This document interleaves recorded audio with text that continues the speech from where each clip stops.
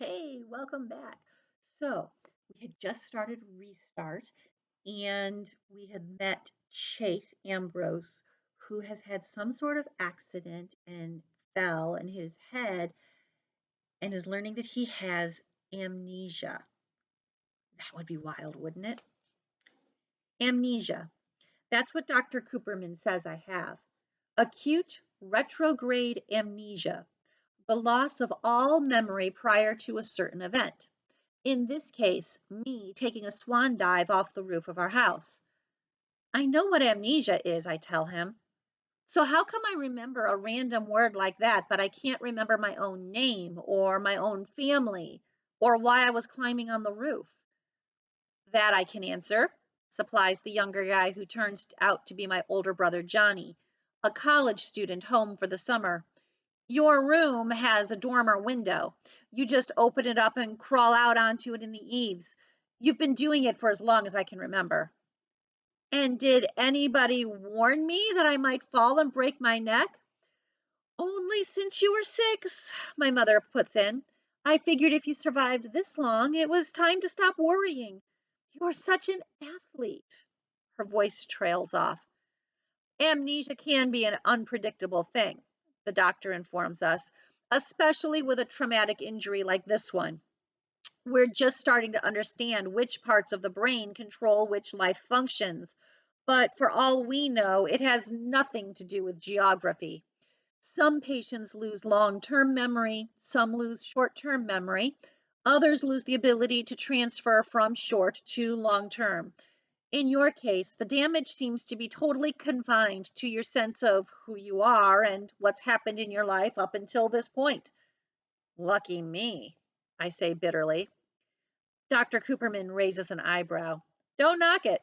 You remember more than you realize. You can walk and talk and swallow and go to the bathroom. How would you like to have to relearn everything, even how to put one foot in front of the other? The bathroom part is definitely an upgrade. They say I was in a coma for 4 days before I woke up. I can't say how the bathroom side of things was taken care of during that time, but I'm pretty sure I had nothing to do with it. Maybe I'm better off not knowing. The doctor checks a few readings on my monitor, making notes on my chart, and then regards me intently. Are you absolutely certain you can't remember anything at all from your life before you regained consciousness? Once again, I peer back into the nothingness that's where my memory is supposed to be. It's like reaching into a pocket for something that should be there, but isn't. Only that something isn't keys or a phone. It's your whole life. It's bewildering and frustrating and terrifying at the same time. Try harder, I push myself. You didn't just whoosh into being when you came out of that coma. You're in there somewhere. A vague image starts to form, so I bear down, concentrating with all my might, trying to wrestle it into focus. What is it? Johnny asks breathlessly. At last, the details sharpen into view. I see a little girl, maybe 4 years old, wearing a blue dress with white lace. She seems to be standing in some kind of a garden. At least she's surrounded with greenery. Well, there's this girl, I begin, struggling to keep the picture in my head. Girl? Cooperman turns to my mother. Does Chase have a girlfriend? I don't think so, Mom replies. It isn't like that, I insist. This is a little kid. Helene? My mother asks. The name means nothing to me. Who's Helene? Dad's kid, Johnny supplies, our half sister. Dad, sister. I search for a connection between these words and the memories they should trigger. My mind is a black hole. There might be a lot in there, but I can't reach it.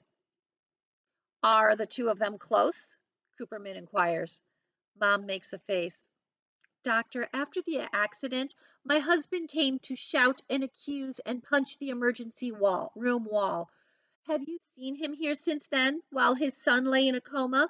That should give you an idea of the relationship between my boys and their father and his new family. I don't know any Helene, I volunteer, But you can't go by me because I don't know anybody.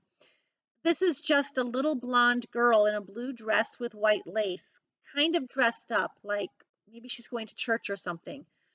But why I remember her and nothing else, I can't tell you. Definitely not Helene, Mom concludes. She has dark hair, like her mother. I turn to the doctor. Am I just crazy? Of course not, he replies. In fact, this little blonde girl suggests that your memory isn't gone at all. It's only your ability to access it that's been damaged. I believe that your missing life will come back to you, or at least some of it will. This girl might be the key. I want you to keep thinking about her, who she is, and why she's so important that you remember her when everything else has disappeared. That is interesting. I wonder who this girl is and why he remembers her and only her. Hmm. Hmm. Stop by tomorrow and find out why. Talk to you later. Be safe. Be kind.